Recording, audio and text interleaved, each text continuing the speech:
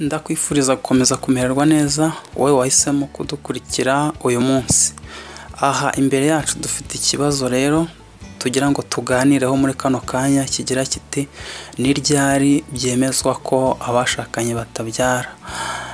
Dufite ibisubizo byinshi kandi byumvikana rero byatanzwe n'inzobere y'umuganga w'indwara z'abagore n'abakobwa, ubwo ni umuginekologe.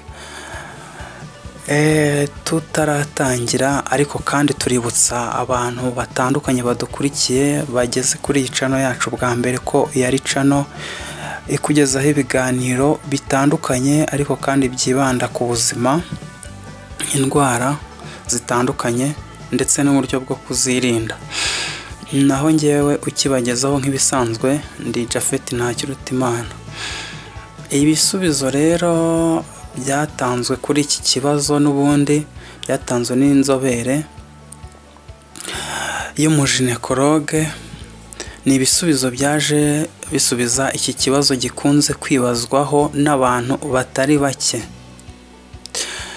Ni kenshi usanga abantu bashakanye bamaze nk'amezi 2 cyangwa 3 batarasama bafite ubwoba, umutima uhagaze bitewe no gutekereza ko bashobora kuba batazabyara, kugeza n'ubwo rimwe na rimwe bajya kwisuzumisha ngo barebe niba badafite ibibazo by'ubugumba. Biragoye ko abaganga bashobora guhita bemeza ko abo bantu batazabyara nyuma y'amezi 2 cyangwa 3 kuko haba hakiri kare cyane, nk'uko bisobanurwa n'iyi nzobere y'umuganga w'umuginekologe. Ngo ni umuganga w'indwara z'abagore n'abakobwa. Abisobanura yagize ati tuvuga ko umugore n'umugabo badashobora kubyara iyo bamaze imyaka nibura 2 batarasama kandi bakora imibonano mpuzabitsina idakingiye mbere, yewe ndetse batanafata imiti yo kuboneza urubyaro. Mbere y'imyaka 2 ntidushobora kwemeza ko batazabyara, ahubwo tubakorera ibizamini byo kureba niba babyara. Uyu muganga kandi avuga ko ari byiza kujya kwisuzumisha mu gihe abashakanye bamaze amezi 6 batarasama kugira ngo harebwe ibibazo bafite hakiri kare, bityo niba byashoboka ko bavurwa batangire bavurwe. Nubwo benshi batekereza ko abagore ari bo batabyara, uyu muganga we yemeza ko ari ibintu biba no ku bagabo. Agira ati kubura urubyaro ni ikibazo kireba umugabo n'umugore. Ntabwo dushobora gusuzuma umugore gusa ngo umugabo tumureke.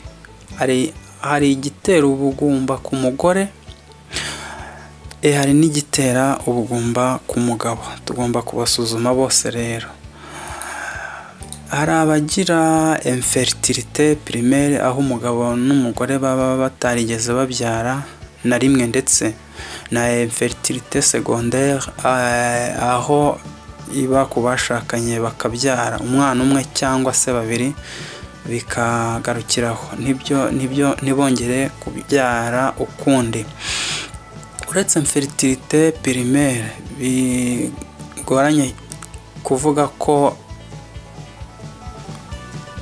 yavurwa igakira, nubwo nayo hari ubwo ivurwa.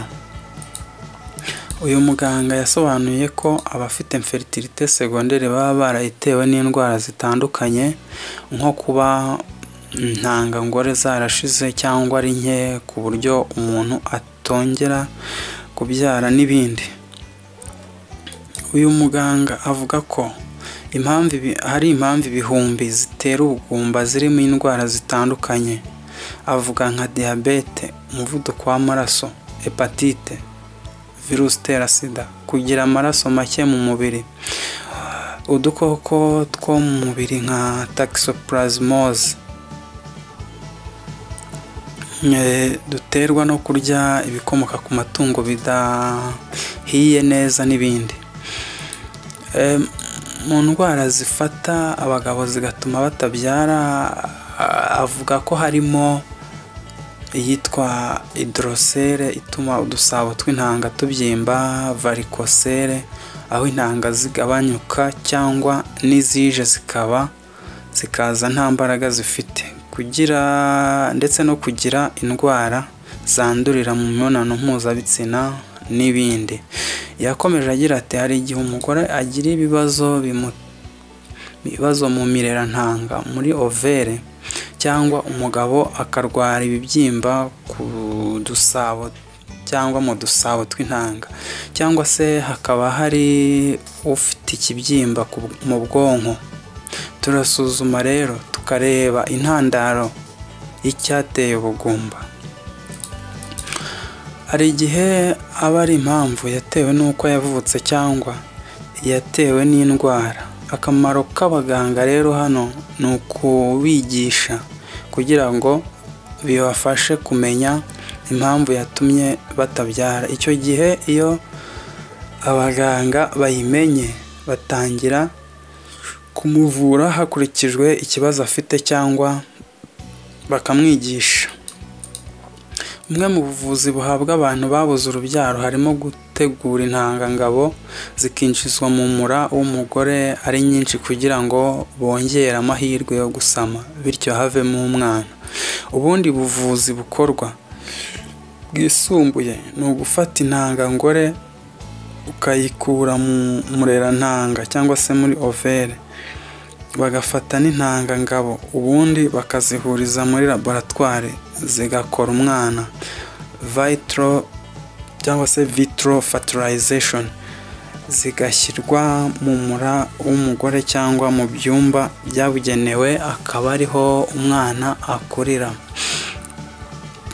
Uyu muganga akomeza avuga ko mu gihe ugize ikibazo cyangwa se uburwayi bufitanye isano n'ubuzima bw'imyororokere ari byiza kwihutira kugana abaganga bakagusuzuma, by'umwihariko abaganga b'inzobere mu ndwara z'abagore n'abakobwa bakagusuzuma cyane ko bagufasha kumenya ikibazo cyangwa se impamvu igutera kutabyara cyangwa se ibyo utekereza ko byaba ari ikibazo, bakagufasha kukibona neza ndetse no kugishakira igisubizo hakiri kare kugira ngo bizagufashe kuba wabona urubyaro nk'abandi. Aha rero turagushimiye kuba wabanye natwe, tukwifuriza umugisha no gukomeza kudukurikira mu biganiro byacu by'ubutaha.